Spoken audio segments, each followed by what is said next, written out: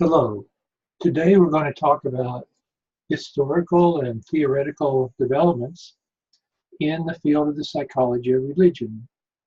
It was around 1900 that a fair amount of interest was being expressed in the field of the psychology of religion.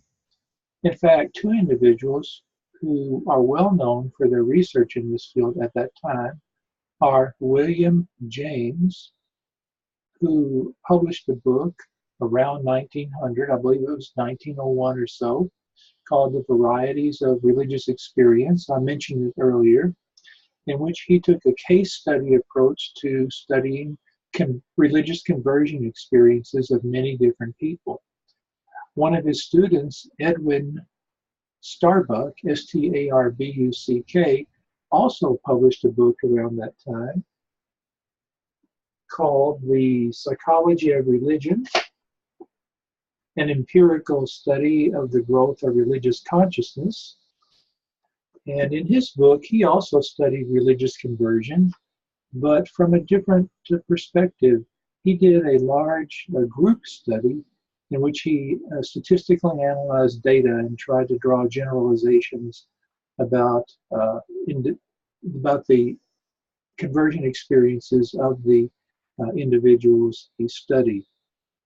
So at that time, Starbuck got into some hot water with the religious community because he maintained in his what some people call either or philosophy that either you could prove religious conversion experiences from a supernatural religious perspective or from a natural psychological perspective, but not both.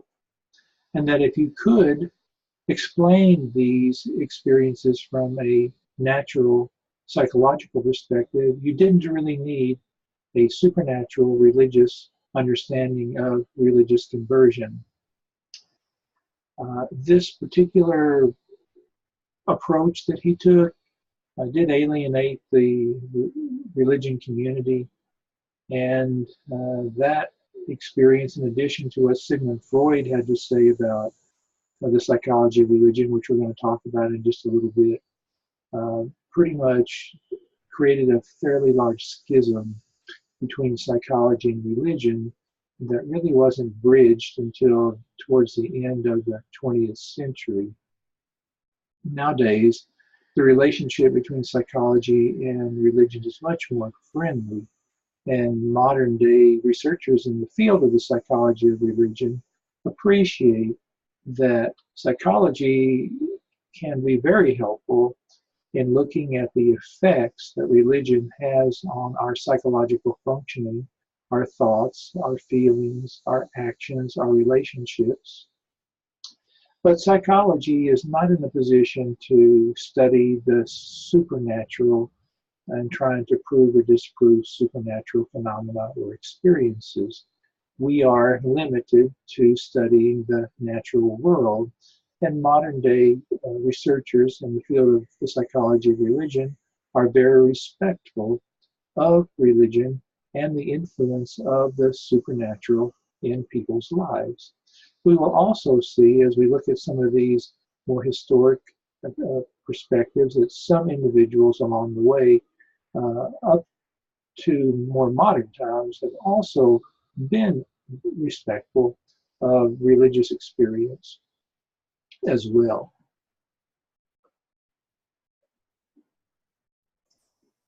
If you ever have the opportunity to read William James's book, The Varieties of Religious Experience, I would encourage you to do so. In fact, in our bibliography, I believe you can have access to a free electronic version of this book and take a look at it. You can also buy copies of it fairly cheaply used. I have a copy at home and I have a copy at work because I absolutely love William James and his works, and love digging into the varieties of religious experience from time to time. I'm very much inspired by his work. James himself was very respectful of religious experience. Although he was not a member of an organized religion, He did see the importance of religion in the lives of people, and he does a marvelous job in his book of describing on an individual basis uh, deeply profound religious and spiritual experiences that individuals he studied um, had.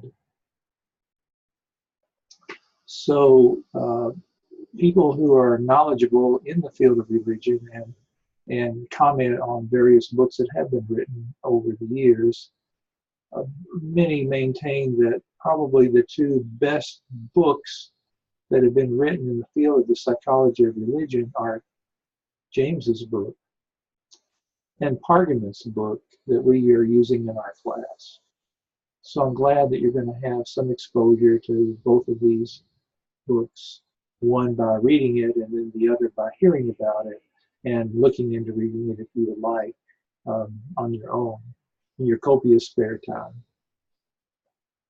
So one of James's comments that he's really well known for, a famous comment that I wanted to share with you, and you'll find it in your book in Pelusian on page 42, I believe, is James said that he believed that the test of the religious life of the individual must be found in its fruits rather than its roots.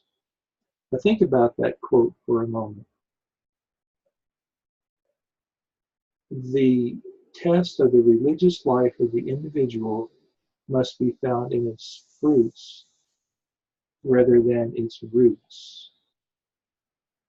To relate that quote to something that we've already learned about, another way of looking at what James is saying here is that the test of the religious life of the individual is found in the function that religion plays in the person's life rather than the substance of what the person believes. James also believed that people seek different things from religion. So I'd like to ask you to think about, what do you seek from religion?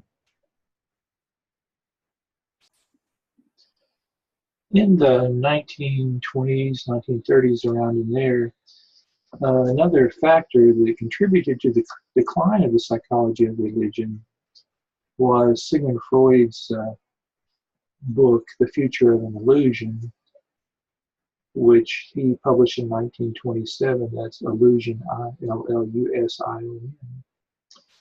So according to Freud's theory, religion was viewed as what he called a grand scale neurosis and an insecurity that mankind would hopefully outgrow. So as you can imagine, Freud's theory did not go over at all well in the religious community either. So the psychology of religion really started off in a big way in the beginning of the 20th century, but by the mid part of the 20th century, it started to fizzle out a bit. So I'd like to explore with you some of Freud's ideas in a little more depth. Freud believed that religion provides us with a search for comfort. It provides us with a shelter from the world. So Freud believed that people turn to religion out of a sense of helplessness. And for Freud, religion offered two kinds of comfort: protection from the dangers of the world and protection from human impulse itself. Freud believed that religious beliefs and practices provide some relief from tension and anxiety, that they can cushion the individual from life's pain and uncertainty.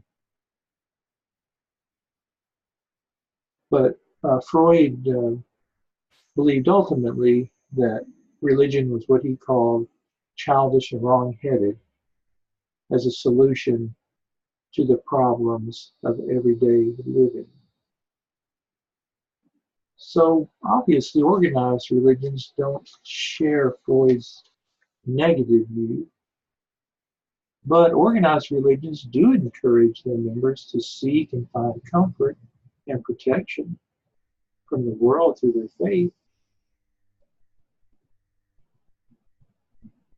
and to also learn how to control impulses and to behave in a manner that is morally correct.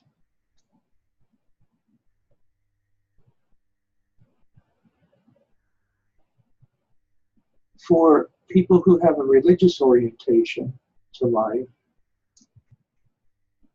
religions generally find fault with human needs, not because of the psychological and social reasons proposed by Freud, but because when overindulged in our human needs, impulses, we are separated from God.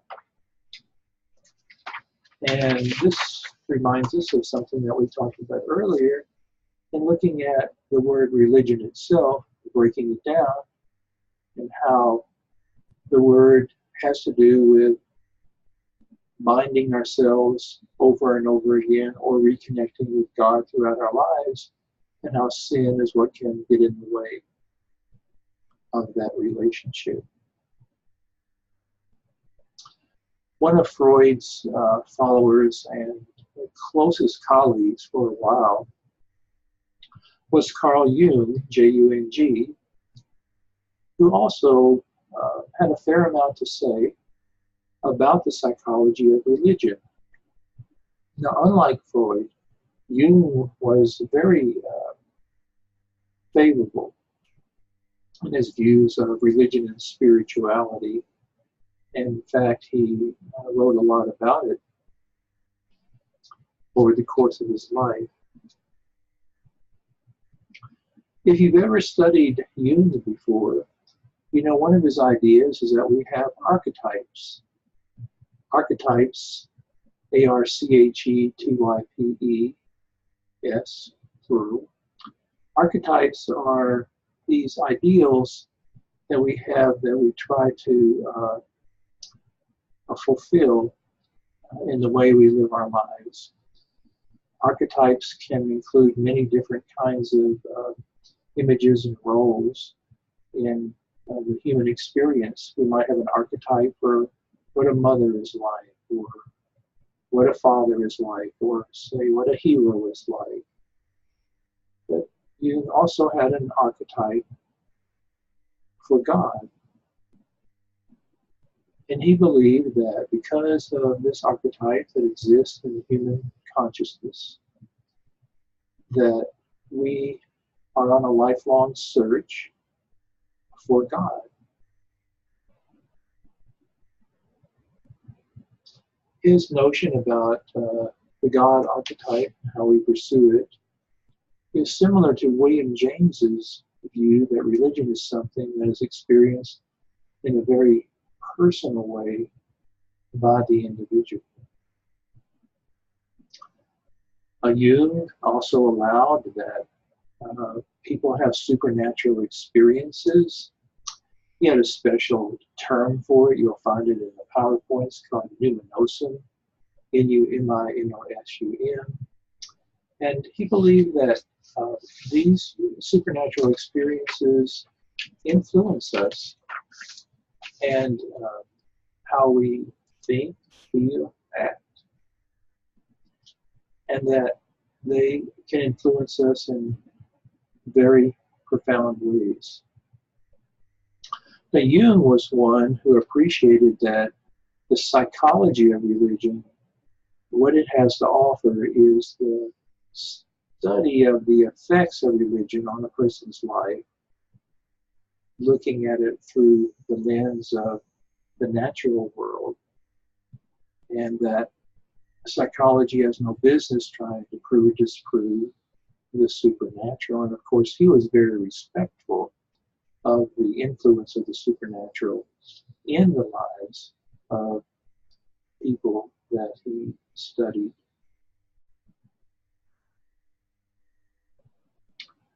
Another individual who has influenced me a lot over the course of my adult life that I wanted to talk with you a little bit about today is Viktor Frankl. He spells his name V-I-K-T-O-R, Frankl, F-R-A-N-K-L. You may have some familiarity with Viktor Frankl already. He was a psychiatrist in Vienna, Austria, around the time of World War II. He was Jewish. And because of the Nazi preoccupation in Europe, including in Vienna, his family was profoundly affected, as was he. But because he was an intellectual, he did have the opportunity to leave Vienna to escape the Nazi preoccupation of that area. He chose to stay. He chose to stay because he did not want to be separated from his family. Sadly, he was imprisoned in 2 different concentration camps and lost most all of his family, including his wife, although he survived. So while in these camps, he observed that some of the prisoners in the camps had a strong will to live and were able to find meaning in their suffering, whereas others gave up. Some of them even committed suicide. So he wondered, what was it that gave meaning to the lives of people in those situations, including his own life? And the conclusion he came to was that what gave many of those people a sense of meaning or purpose was a desire to survive so that they could be reunited with their loved ones once again. Sadly, he hoped to be reunited with his wife, and as I indicated earlier, she did not make it. So based on his experience there, Frankl wrote a book called Man's Search for Meaning. It's a marvelous little book, and if you ever have a chance to read it, I hope that you will. I read it for the first time in my 30s, and it really had a profound effect on me to this day. The first part of his book describes his experience in the concentration camps, and the second part describes his model of therapy that he developed based on his ideas. And his kind of therapy is called existential. And the specific type that he gave it a name, he called it logotherapy, L-O-G-O, logotherapy. So in his writings, Frankl talks about how there are 3 different ways that we can discover meaning in our lives. One is by doing a deed. Say a deed might be service to others. The second way of experiencing meaning is by experiencing a value, such as a value of love or justice or service. And a third way we can experience meaning is through suffering. And this, of course, was the way to meaning that he described in his book, that many people who had a strong will to live pursue this, how they could experience meaning through suffering, finding meaning in trying to stay alive, to be reunited with their loved ones.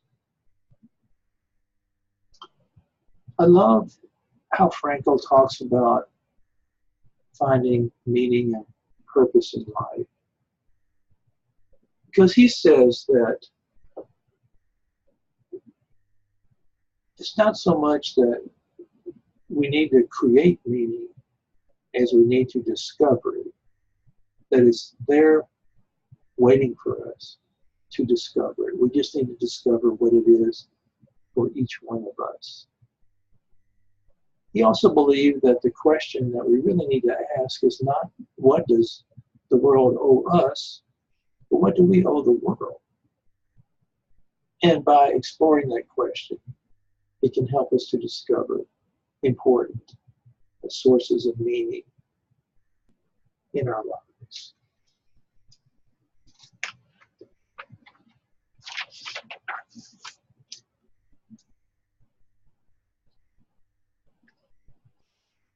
One final thought about Frankl I'd like to share with you is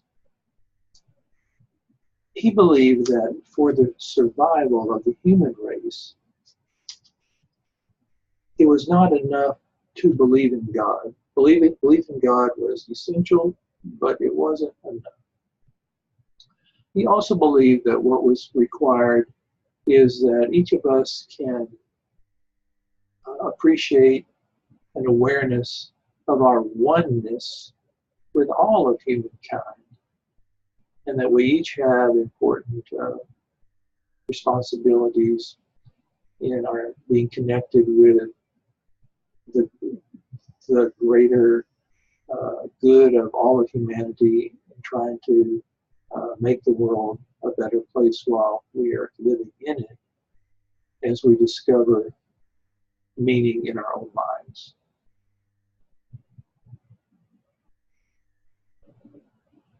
Another important person who has influenced thought in the psychology of religion historical way is Martin Buber, B-U-B-E-R. He was actually a Jewish philosopher. But in his book, I and Thou, he describes how intimacy is both a way to God and a way of God. Buber located God in relationships. I would like to share with you a quote from Pargament, page 57, that helps us understand Buber's perspective a little better. Buber wrote this in his book, I and Thou. Man lives in the spirit when he is able to respond to his thou. He is able to do that when he enters this relationship with his whole being. It is solely by virtue of his power to relate that man is able to live in the spirit. Pargament goes on to explain that in any relationship, Buber asserted, be it with nature, people, or spiritual beings, that one can encounter God, what Buber called eternal thou. But Buber attached special significance to human relationships. In his words, Buber said, the relation to a human being is the proper metaphor for the relation to God. A genuine address here is accorded a genuine answer. So for Buber, it is through relationships that we can come to know God in a more intimate sort of way. This reminds us of Mose and Telling-Leeson's theme that you've already read about, that we are relational, made to be in relationship with God, with one another, and with all of creation. One other early theorist that I would like to say a few words about is Erich Fromm. He spells his name Erichfromm. You'll find a little about him in Pargamen's book, and some notes about him in your PowerPoint for this section.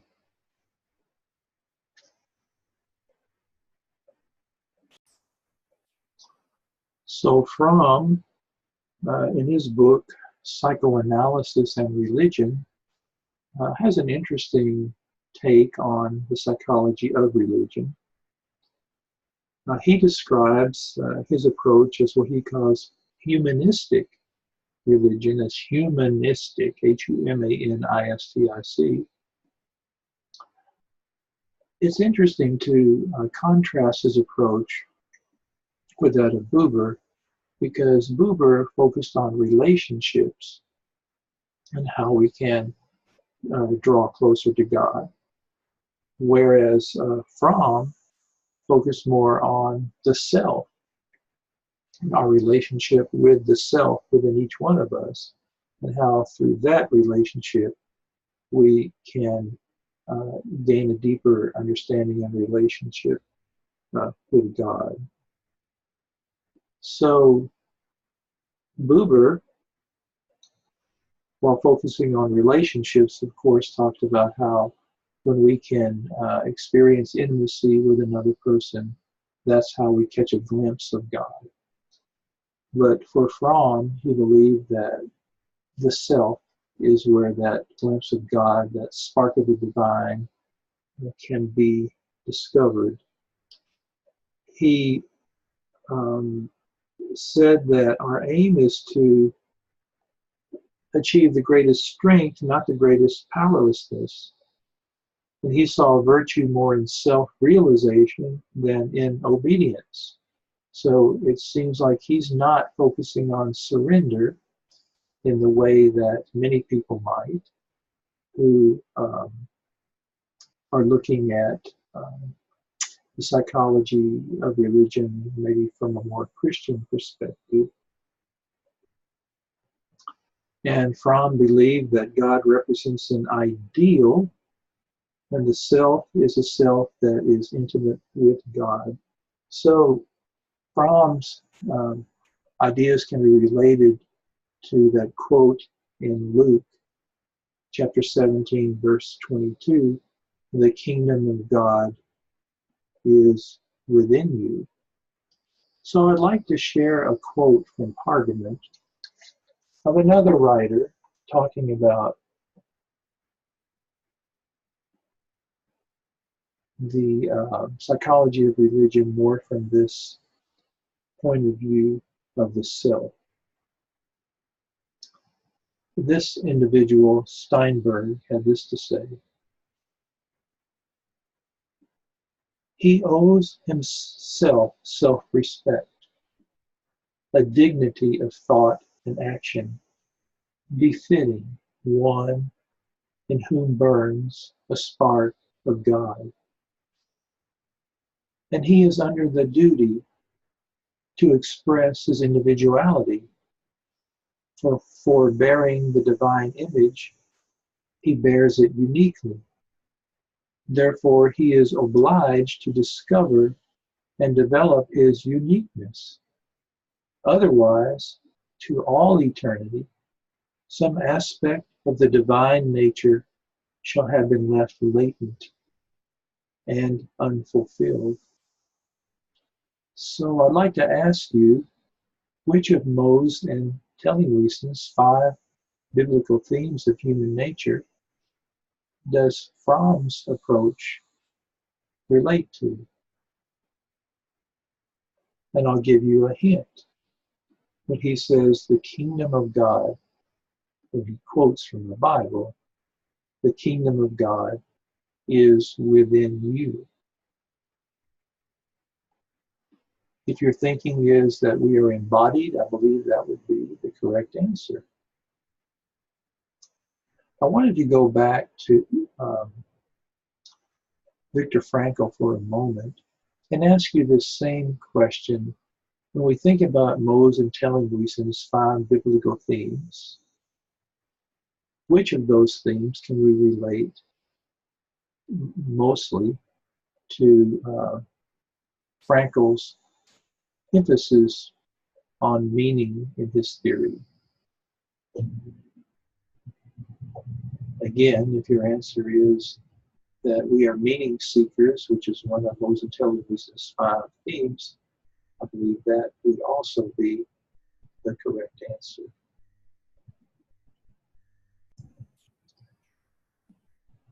One final person I would like to talk with you about today is Paul Vitz, V-I-T-Z, and his covenant theory of personality that you will find in one of your readings for this section, Moes and Tellinghuisen, chapter 14. His covenant theory of personality is discussed around page 209. One of the points that Moes and Tellinghuisen make in this chapter is that many of the personality theorists in the field of psychology have focused almost exclusively on the individual, with little attention being given to the relational nature of us as humans and the reciprocal influence that our relationships have on us. By reciprocal, I mean that we affect other people and they affect us. So most of the theories of personality that we learn about in psychology, we would say are secular theories. They don't really take into consideration religious, spiritual variables, much of it all. One exception to that might be humanistic psychological theory and focus on transcendence. But getting back to Paul Vitz and his covenant theory of personality, I just wanted to read you a quote by Vitz that sums up his theory very nicely. You'll find this on page 209 of Moes and Tellinghuisen. The central psychological principle here is that personality is developed into its highest form through loving others.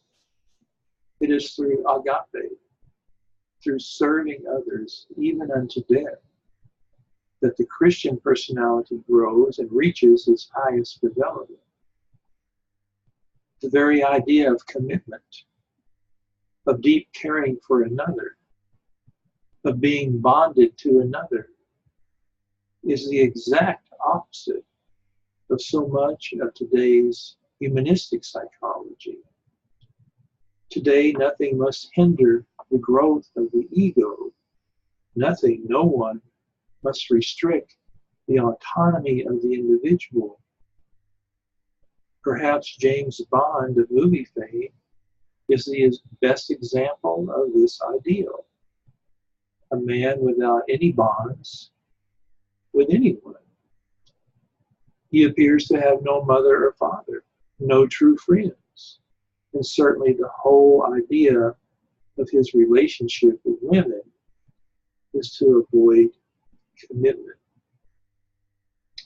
Moes and Tellinghuisen go on to say that Vitz emphasizes how when we enter into covenant with God and others, and then we surrender to God and others, we truly become a flourishing person and have true freedom. So as we can see, this covenant theory of personality, which is a Christian perspective on personality, is very much in line with Mose and Telling Reason's biblical theme that we are relational persons. Well, I look forward to talking with you again soon. Thank you.